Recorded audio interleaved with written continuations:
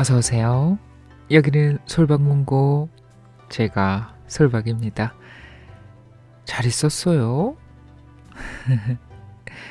오늘도 책 읽어보겠습니다.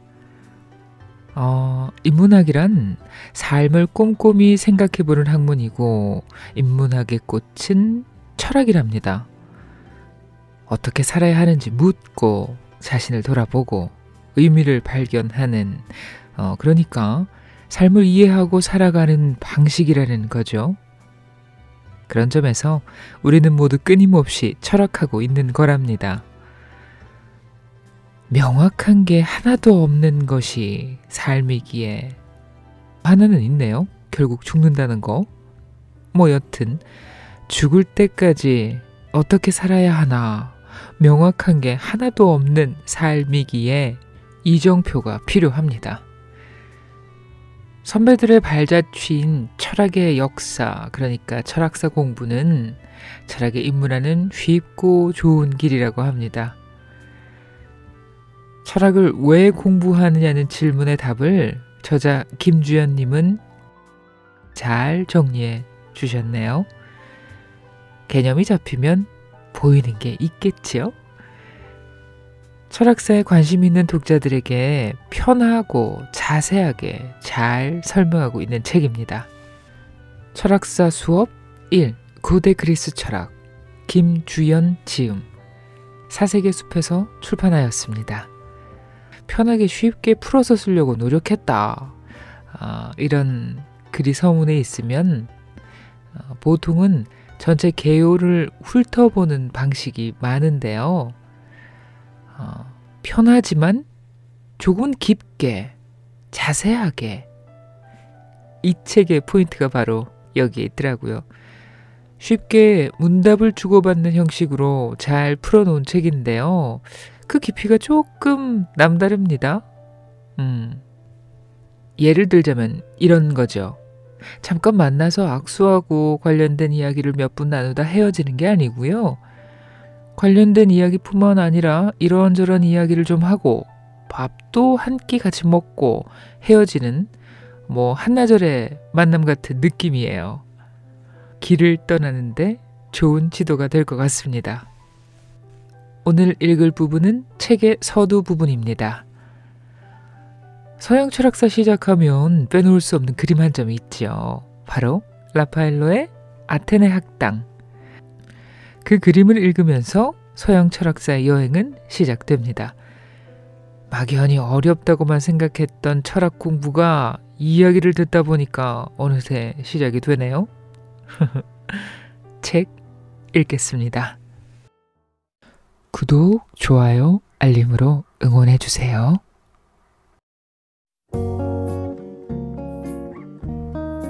우리들의 이야기와 책이 있는 곳, 여기는 솔박문고입니다. 1. 아테네 학당. 교황의 직무실이 있는 바티칸궁에는 라파엘로의 방이라고 부르는 방이 4곳 있습니다. 그중 하나가 스탄차 델라 세그나투라, 곧 서명의 방입니다. 바티칸 공식 문서의 서명식이 열리던 방입니다. 1506년 교황 율리우스 2세는 이 방을 자신의 개인 도서관으로 꾸미기로 하고 젊고 재주 많은 화가 라파엘로 산치오에게 실내 장식을 맡겼습니다. 중세 이래의 도서관은 학문 분야에 따라 책을 배치하는 전통이 있었습니다. 가장 넓은 중심에는 성스러운 학문인 신학책을 두고 그 주변으로 철학, 법학, 역사학, 문예, 의학, 자연과학 같은 세속적 학문의 구역을 정했어요. 하지만 교황의 도서관은 장서가 220권밖에 안 되는 작은 규모였고 방의 크기도 30평 정도에 지나지 않았어요. 공간을 나눌 형편이 아니었던 거죠. 라파엘로는 공간을 분리하는 대신 학문을 상징하는 벽화를 그려놓기로 합니다. 동서남북 네 방향의 벽에 각각 철학, 신학, 법학, 예술을 상징하는 그림을 그렸습니다. 그 중에서 철학을 상징하는 그림이 그 유명한 아테네 학당입니다. 아테네 학당. 우리 철알모님도 이 그림을 보신 적이 있지요? 그럼요. 정말 유명하고 자주 보는 그림이죠. 아테네 학당은 플라톤이 아테네에 설립한 학교인 아카데미아를 말합니다. 물론 이 그림의 배경은 아카데미아가 아니라 베드로 대성당의 중앙홀이에요. 당시 베드로 대성당은 건축 중이었는데 라파엘로는 설계도만 보고 완공된 모습을 상상하며 그렸다고 합니다. 겹겹이 연결된 둥근 아치와 화려한 장식이 달린 대리석 건물은 로마의 판테온을 연상하게 해요.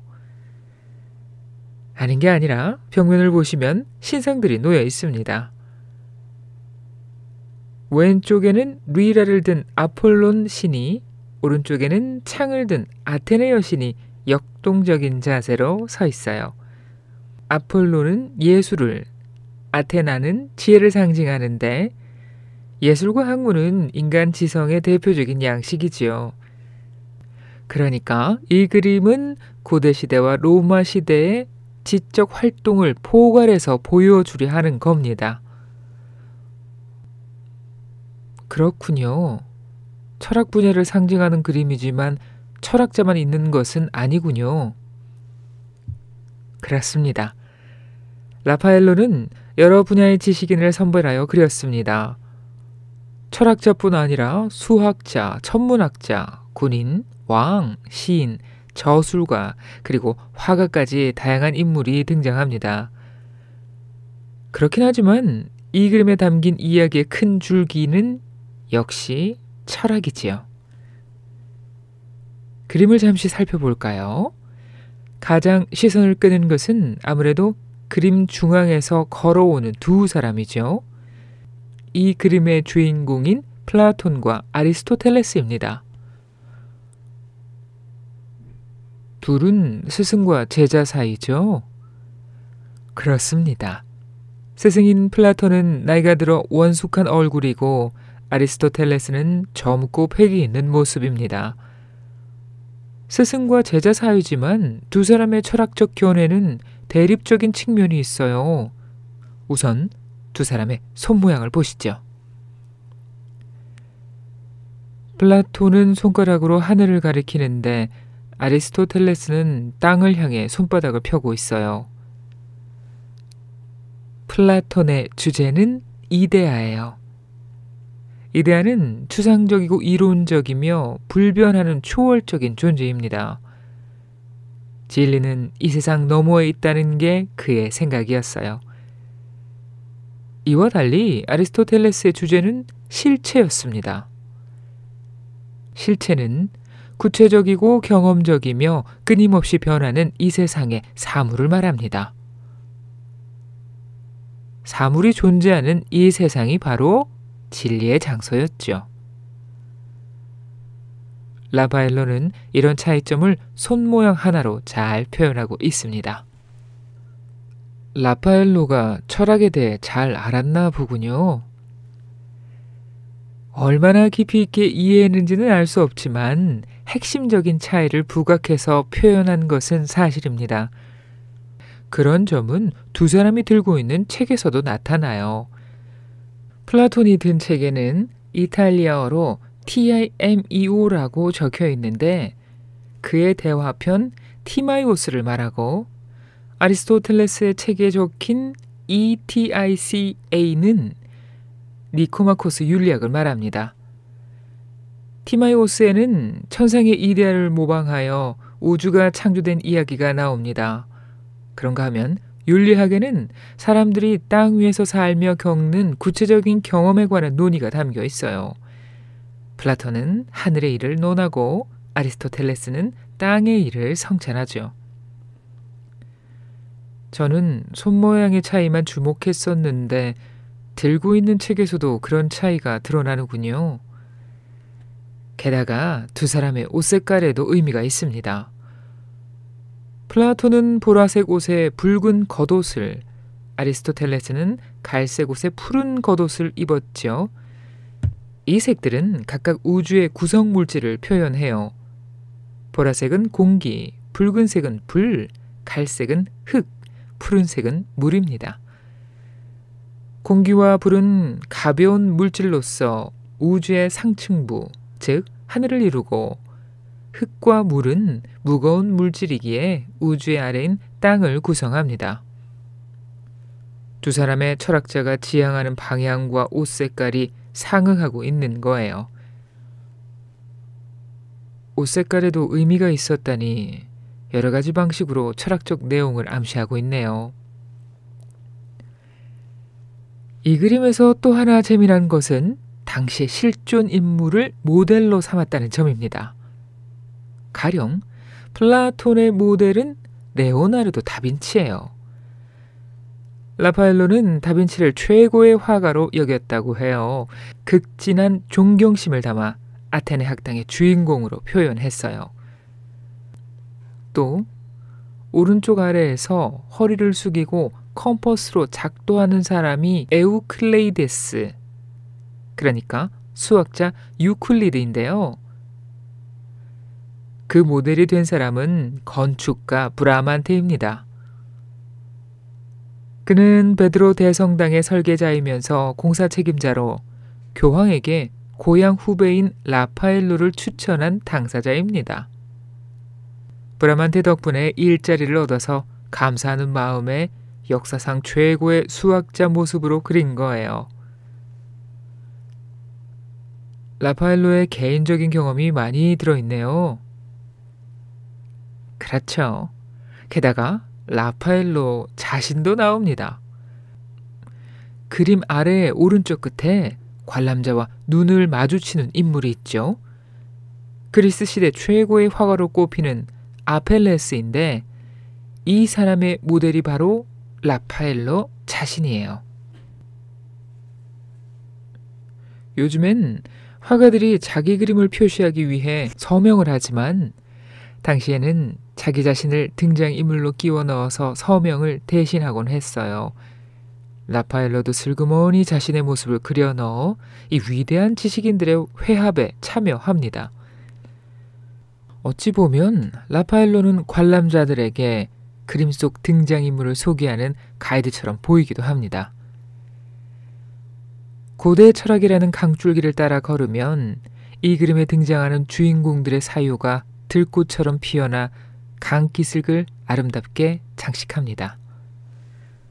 때로는 화사하게, 때로는 은은하게 꽃들이 피고 지며 그렇게 인류의 사유 공간을 만들어냈지요.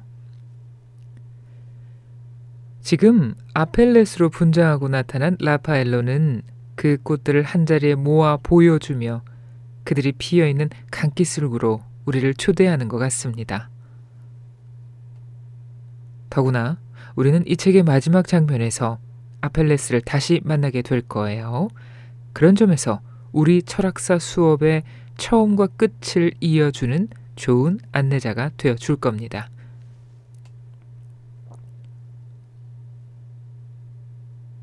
철학의 탄생. 그런데 이 그림을 볼 때마다 아쉬운 점이 하나 있습니다. 고대 위대한 철학자들의 회합이라면 철학사의 첫 페이지를 장식하는 인물, 철학의 아버지로 불리는 인물이 당연히 있어야 하지 않을까요? 무슨 까닭인지 모르지만 라파엘로의 그림에는 빠져 있습니다. 아, 탈레스요? 만물의 근원은 물이다 라고 말한 사람이죠?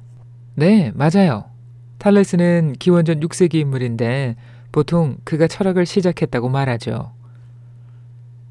그런데 철학의 시작이라는 말을 들으면 갑자기 궁금증이 생기곤 합니다. 철학은 어떻게 시작되었을까요? 어느 날 갑자기 하늘에서 뚝 떨어지듯이 그렇게 나타났을까요? 아니면 그보다 앞선 세계관으로부터 영향을 받으며 서서히 생겨났을까요? 듣고 보니 저도 갑자기 궁금해지네요. 탈레스 이전의 세계관이라면 어떤 걸 말하나요? 대체로 고대 문명은 신화에서 출발합니다. 그리스에도 신화가 있었죠. 제우스가 신들의 제왕으로 군림하는 올림포스 신들에 관한 이야기. 너무나 유명하죠?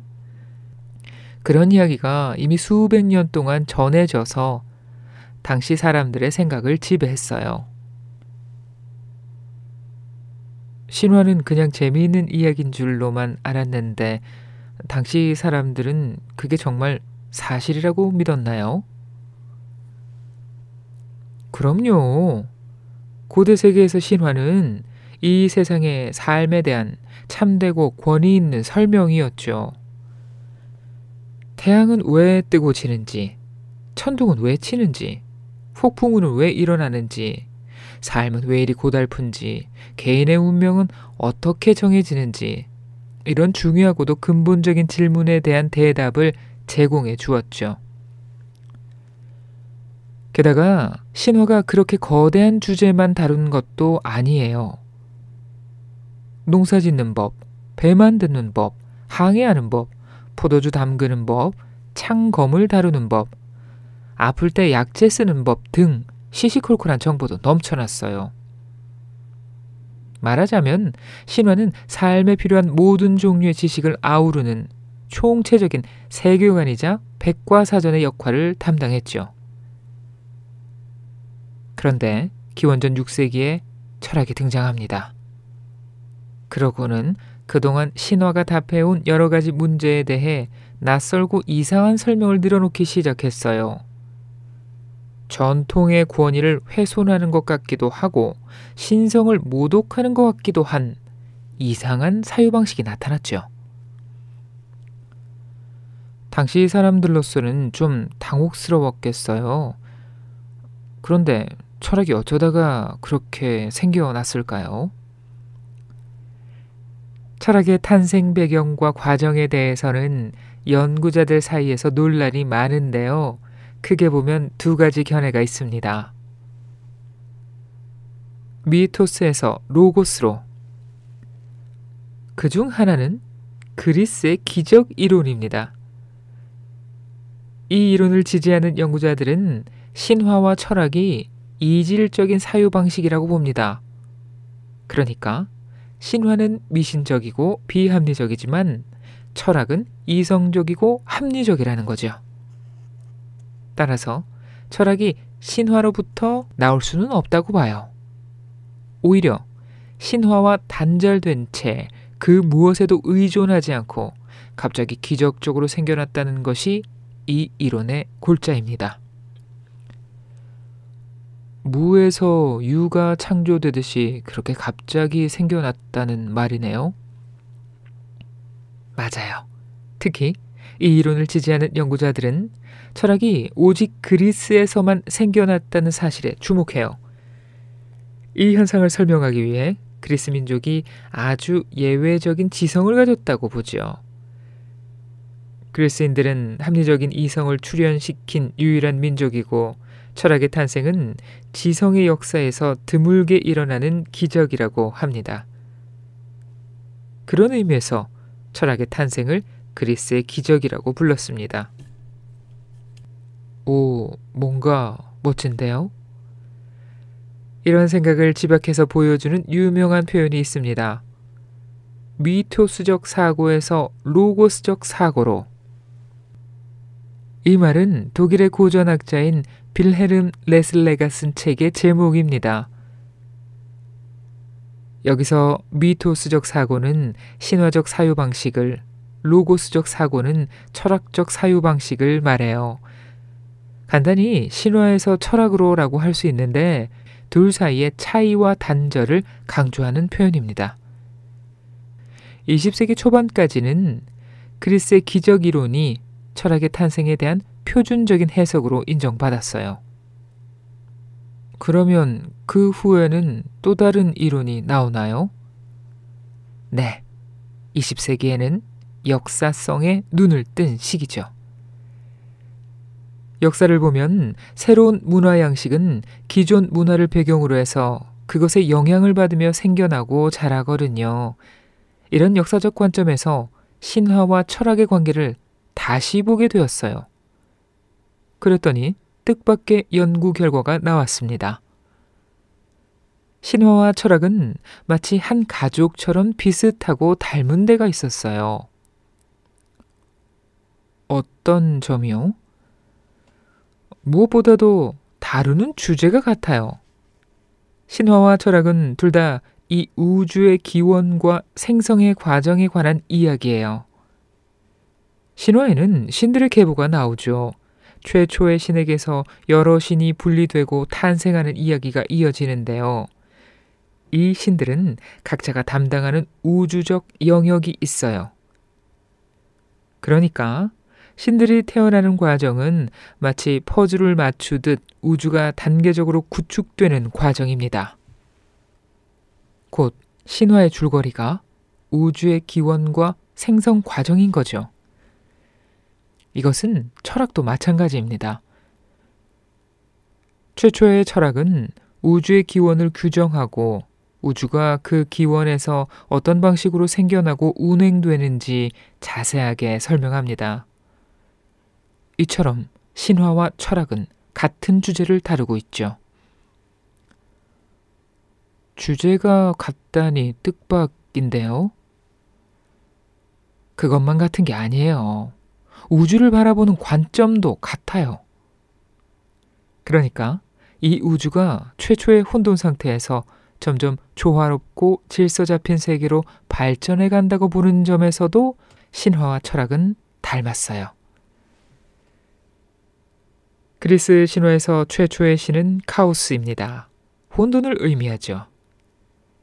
신들의 탄생을 통해 우주가 형성되는데 우주를 뜻하는 그리스어 코스모스는 원래 질서 잡힌 조화를 뜻하거든요.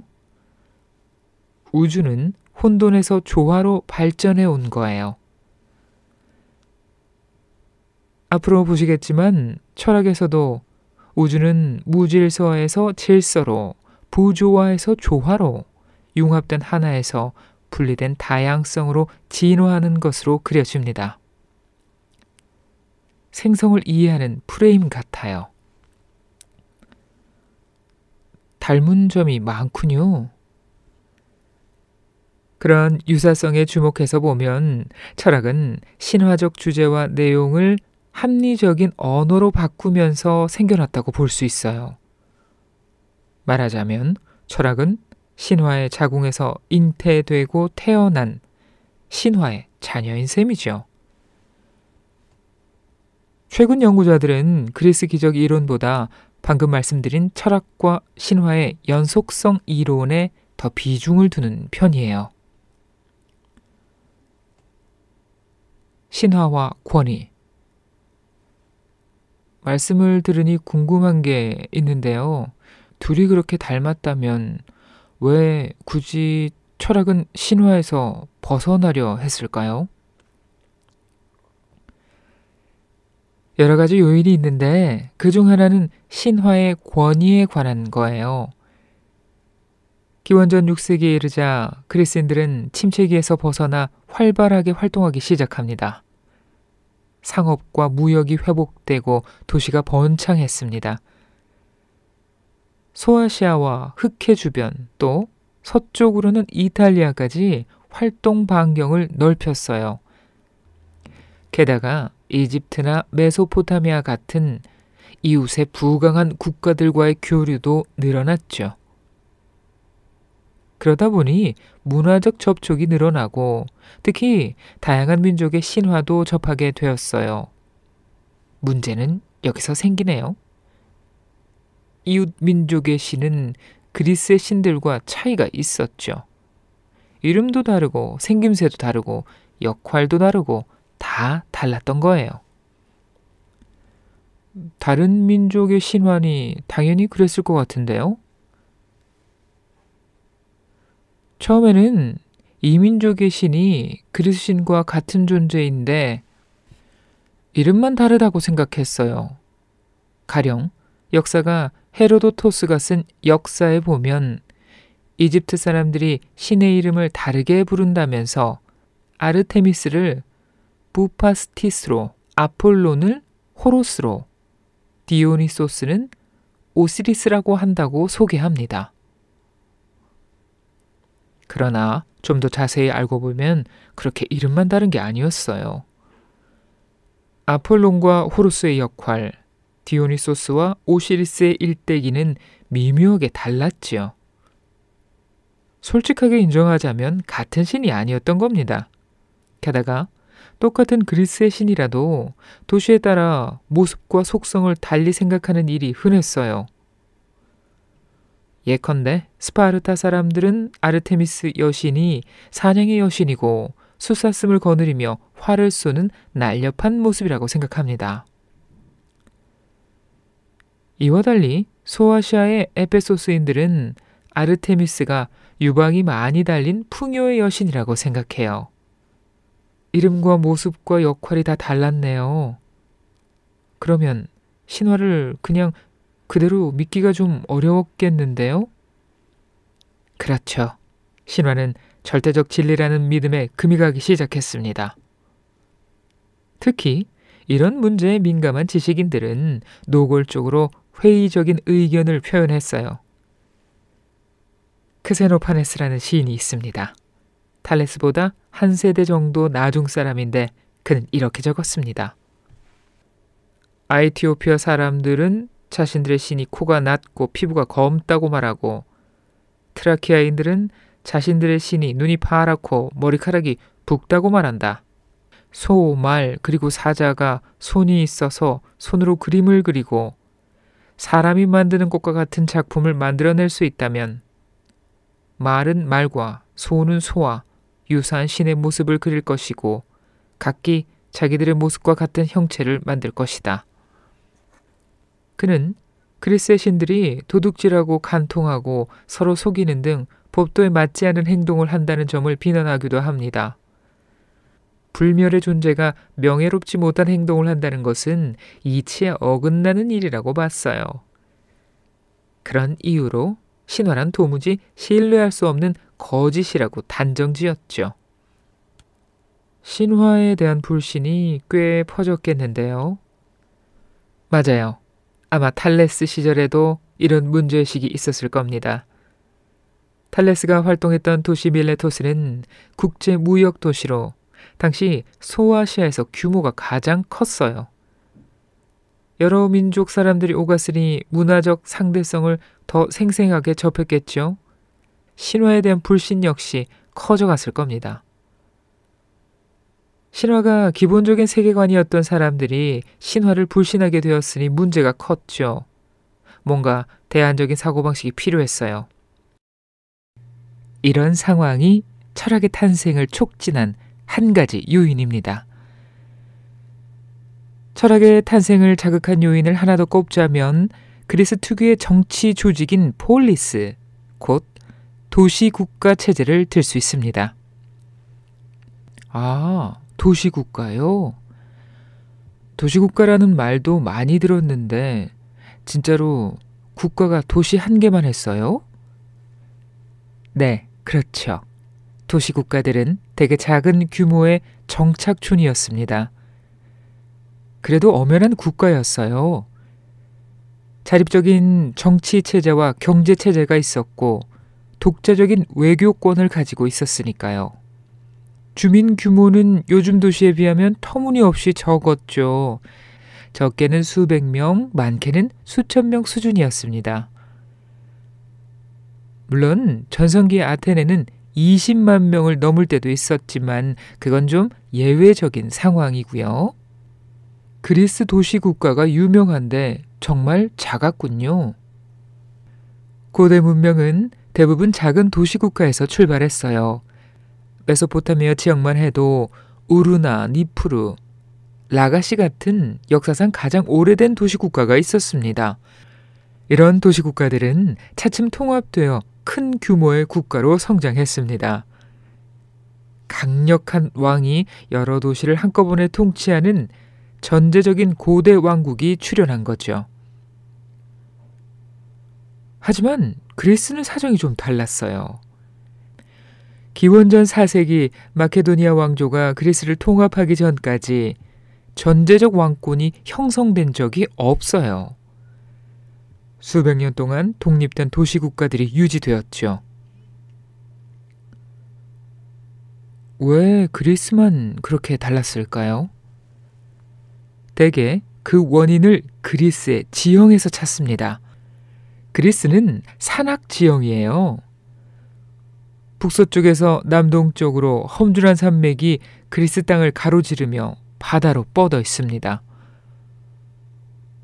높은 산과 협곡이 도시와 도시를 분리하는 자연적인 장벽이 된 거예요. 그래서 도시 국가들을 통합해서 국가를 세우기보다 각자 분리된 채 사는 게 더 효율적이었죠. 초기의 도시 국가들은 대개 소규모 왕국이었어요.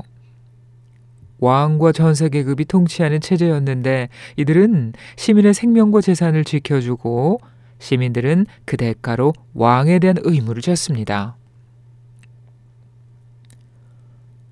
왕에 대한 의무라면 어떤 거죠? 가장 중요한 것은 군사적 의무입니다. 다른 폴리스의 침략을 막아내거나 약탈을 하기 위해 원정에 나서면 시민들이 직접 무장을 갖추고 전투에 임했어요. 그런데 좀 이상하죠? 어차피 군대가 소집되면 시민들이 직접 나가 싸우니 자신의 생명과 재산을 스스로 지키는 셈이거든요. 굳이 왕과 귀족에게 의존할 필요가 없죠. 이런 자각이 생겨나자 시민들은 자신의 군사적 역할에 대한 보상으로 정치적 권리를 요구하게 됩니다. 그 결과 국가의 의사결정이나 사법적 판단, 종교 행사 등에서 시민의 역할과 권리가 점차 커져갔습니다. 요즘식으로 말하면 시민권과 참정권을 강화한 것이네요. 그렇습니다.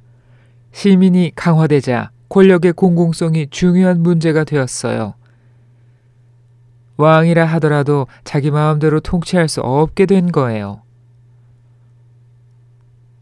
권력자는 시민들 앞에 나와 권력 행사의 정당성을 설명하고 동의를 구해야 했습니다. 그러다 보니 통치를 잘 하려면 말솜씨가 좋아야 했어요. 다수의 동의를 얻으려면 말에 설득력이 있어야 합니다. 그러기 위해서는 주장에 근거가 있어야 하고 합리성과 논리가 필요하죠.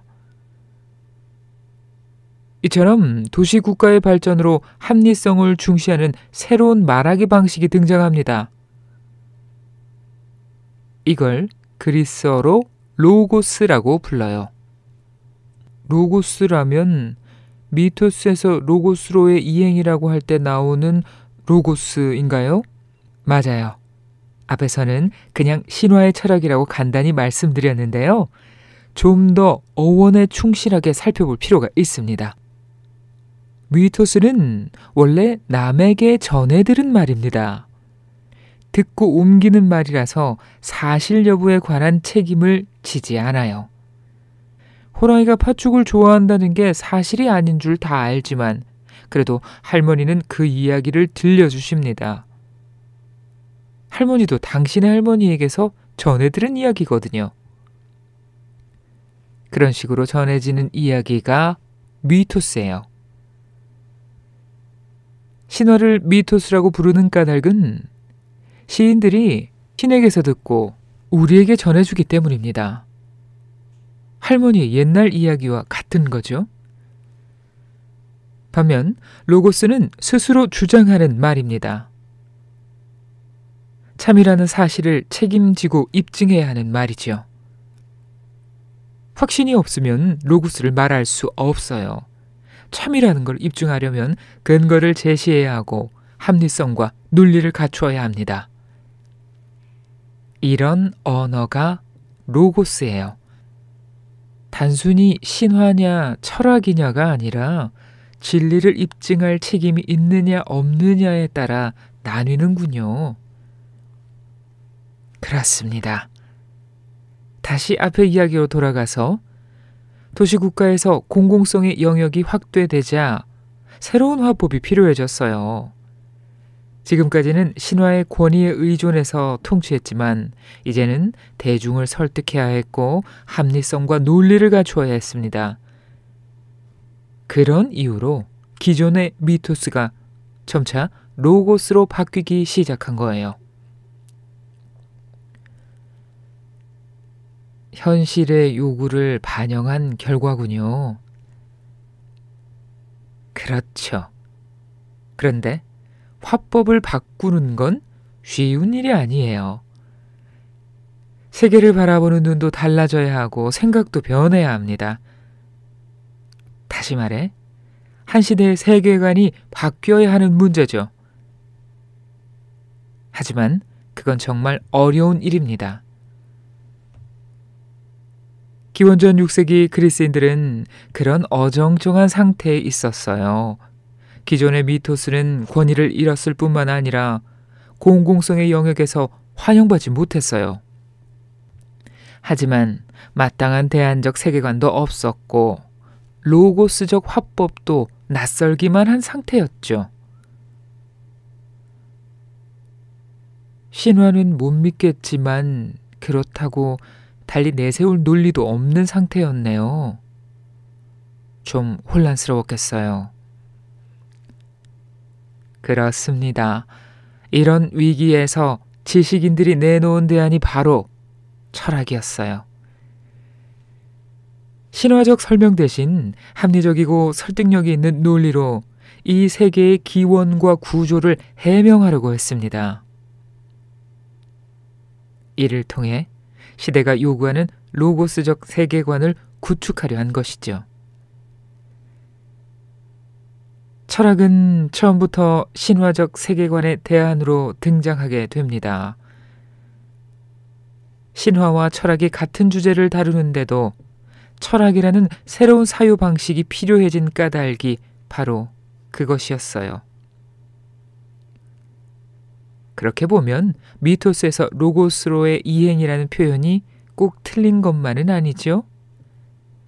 신화가 차지하던 사유 공간을 철학이 대체했으니까요. 물론 이 이행이 한순간에 이루어진 것은 아닙니다. 당연히 시간이 걸렸죠. 철학은 신화에서 잉태되어 아주 서서히 자라났고 단계적으로 신화에서 벗어나면서 자신의 영역을 구축해 갔습니다. 그 과정이 바로 이 책에서 다루는 고대 그리스 철학의 역사죠. 네, 책 읽었습니다. 철학의 탄생 과정에서의 핵심은 미토스에서 로고스로의 이행이군요. 로고스는 스스로 주장하는 말이라는 게 걸음을 딱 멈추게 하네요. 나는 스스로 주장하는 말을 하고 있는가? 자문해보게 됩니다. 화법을 바꾸는 것은 세계를 바라보는 눈도 달라져야 하고 생각도 달라져야 한답니다. 쉬운 일이 아닌 것 같죠? 근데 좀 멋진 말이지 않습니까? 책 내용은 저의 이전 영상에서 다뤘던 철학자들도 있고요. 또 새로운 그리스 철학자들에 관한 이야기도 있습니다. 한 철학자와 그의 사상에 대한 여러 종류의 글들을 읽다 보면요. 다양한 모습을 발견하게 되죠. 요 저자는 이 철학자의 이 부분을 확대해서 우리에게 잘 보여주고 또 다른 저자는 또 다른 모습을 흥미롭게 그려주고 그러다 보니까 생각의 폭도 넓어지고 또 그런 나를 스스로 구경하는 재미도 생기던데요. 흡족합니다. 직업이 예언자였던 엠페토클레스, 별명이 웃는 철학자였던 데모크리토스 등등 다른 책에서는 잘 찾아볼 수 없는 그리스 철학자들에 관해 할애된 부분이 상당히 있어서 저는 만족했습니다. 읽어보시면 굉장히 흥미로울 것 같아요. 오늘은 여기까지고요. 다른 책으로 또 돌아올게요. 겨울 되기 전에 월동 준비 슬슬 하셔야 될 텐데 월동 준비하면 뭐부터 하시는지 그것도 궁금합니다. 내복? 그거 너무 옛날 말이네. 또 만날게요, 친구들. 안녕.